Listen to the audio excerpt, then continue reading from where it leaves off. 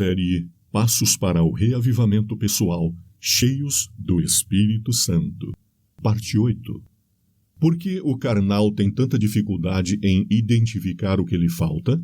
Como a vida de uma pessoa carnal também é preenchida com religião, muitas vezes ela não percebe que está faltando algo vital, uma íntima e salvadora comunhão com Deus. Se não permitirmos que Cristo governe nossa vida por completo, Ele permanecerá fora, batendo à porta a nos chamar. Apocalipse 3:20. E Ele diz, se isso não mudar, vou vomitar-te da minha boca. Existe ainda outro fator. Por causa do nosso fundamento doutrinal forte, baseado somente na Bíblia, nós temos convicções muito cerradas, mas devemos estar abertos para novas compreensões. Nós temos a certeza de que cremos na verdade e isto nos emociona. Nós temos muitos conhecimentos, proclamamos a verdade, o que torna difícil a identificação do eu carnal. Será que eu realmente tenho vivido com o Espírito Santo? Caso não, como poderei notar a diferença? Um pastor relatou: acabei de receber um telefonema de uma irmã que participa do nosso programa de oração de 40 madrugadas. Ela disse que isso mudou a sua vida. Ela se perguntava o tempo todo o que estava faltando em sua vida espiritual e agora ela sabe: o Espírito Santo. Eu gostaria que você pudesse ouvir o seu testemunho. Ela disse que notou pela primeira vez o que era ter um relacionamento com Deus. Outros também já perceberam essa mudança em sua vida. Muitas pessoas percebem que está faltando algo, mas não sabem o que é. Muitos sentem que precisam de mais alguma coisa, mas não sabem o que é ou como obter tal coisa. Eu sou grato porque em 1 Coríntios 3, 1-4, podemos encontrar a palavra ainda 3 vezes, porque ainda são carnais. Isso nos mostra que é possível para a pessoa carnal se tornar espiritual. Ninguém tem que permanecer carnal. Estando na igreja, a pessoa tem uma boa chance de perceber e mudar esta situação. Mais tarde vamos conversar sobre como se tornar um cristão espiritual. Outros aspectos a serem considerados são a inveja e a discórdia, como está escrito na Nova Tradução Internacional, porque, visto que há inveja e divisão entre vocês, 1 Coríntios 3, verso 3.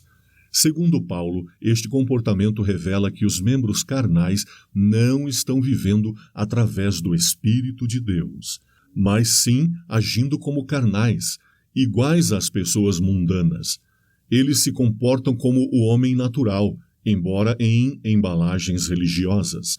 Será que isso é um indicador de que as tensões que acontecem em nossa igreja são causadas principalmente pelos membros carnais?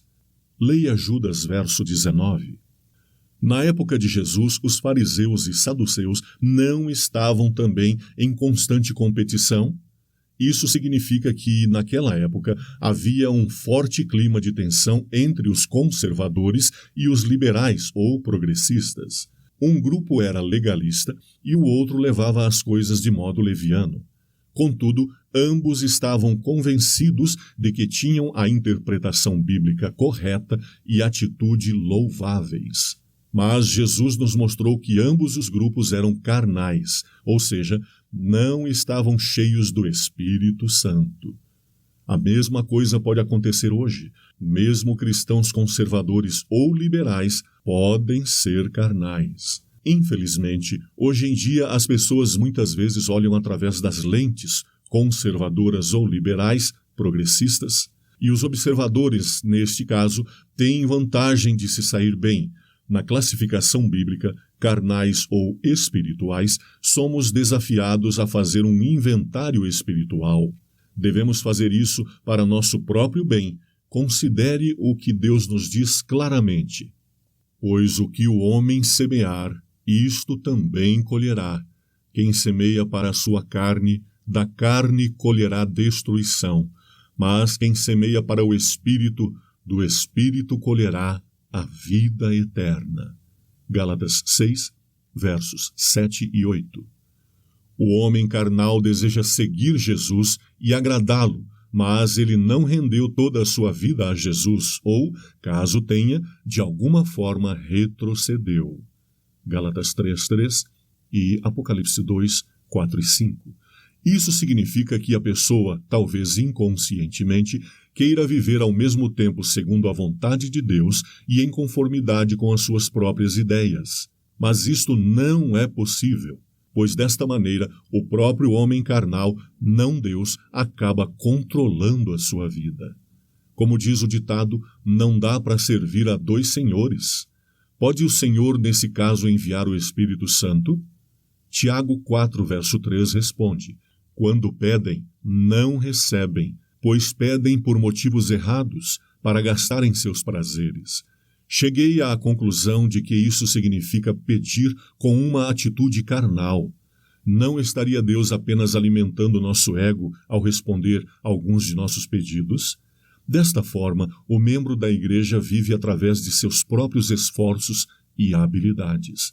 Em Apocalipse 3,16, esse tipo de cristão é chamado de morno, e em Mateus 25 é chamado de nécio. Por que muitos cristãos carecem de uma experiência pessoal com o Espírito Santo? Para responder essas questões, nós iremos primeiro analisar o que aconteceu na igreja de Laodiceia. Por que Jesus chamou aos cristãos da igreja de Laodiceia de mornos? Ele mesmo nos deu uma clara indicação.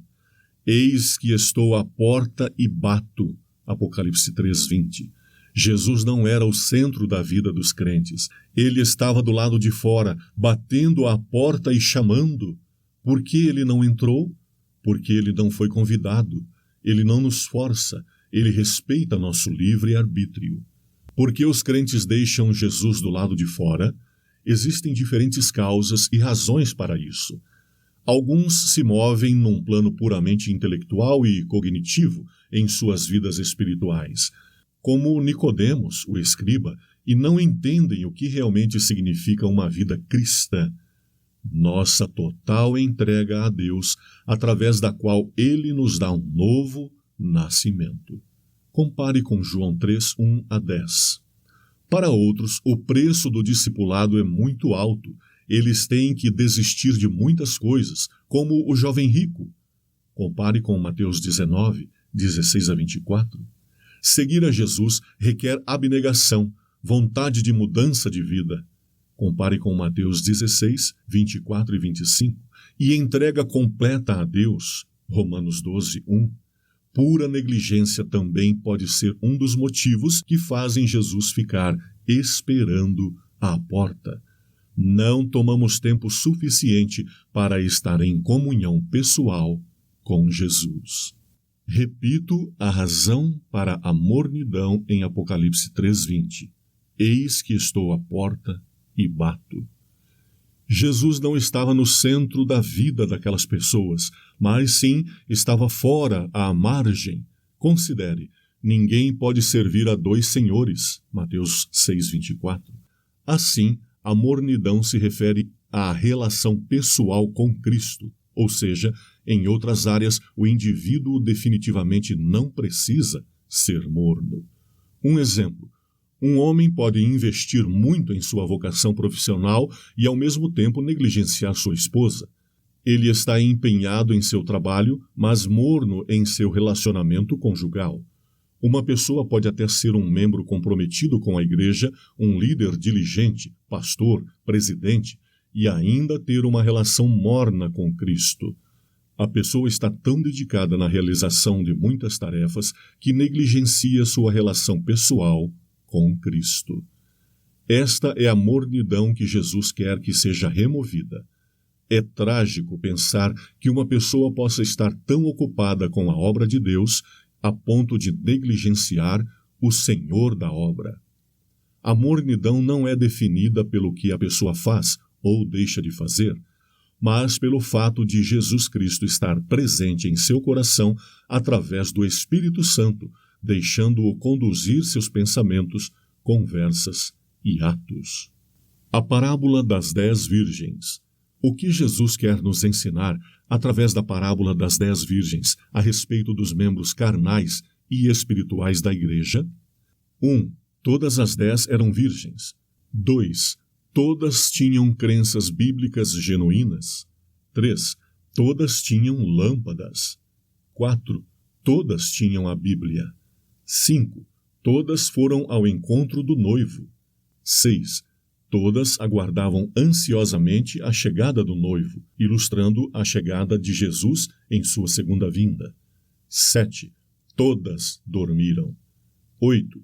Todas ouviram o chamado e acordaram. 9. Todas prepararam suas lâmpadas. 10. Todas as lâmpadas se acenderam. 11. Metade das virgens notou que suas lâmpadas se apagaram. Lâmpadas, para permanecerem acesas, consomem azeite. A energia se consome. Após pouco tempo, 5 das virgens perceberam que suas lâmpadas estavam se apagando. As lâmpadas das virgens insensatas, que queimaram por um curto período de tempo, nos mostram que elas tinham uma porção do Espírito Santo, mas não o suficiente. Havia pouquíssimo óleo. Essa foi a única diferença. Quando as 5 retornaram de sua busca e pediram para entrar, Jesus respondeu: Eu não as conheço. Elas se preocuparam tarde demais com o azeite, ou seja, o Espírito Santo. A porta estava fechada.